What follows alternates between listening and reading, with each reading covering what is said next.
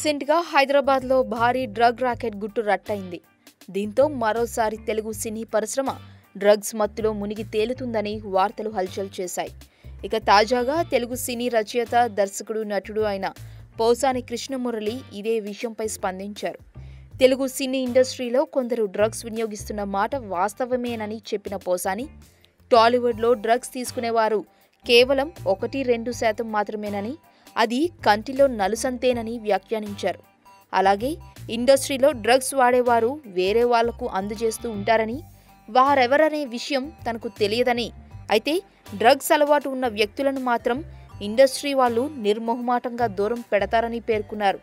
మొత్తంగా ఒకరిద్దరి కారణంగా ఇండస్ట్రీకే చెడ్డ పేరు వస్తోందని ఆవేదన వ్యక్తం చేసిన పోసాని, ఎందరో గొప్ప గొప్ప వాళ్ళు తెలుగు సినీ పరిశ్రమను నిర్మించారని, అందుకే సినిమా వ్యవస్థ గొప్పదని చెప్పుకొచ్చారు.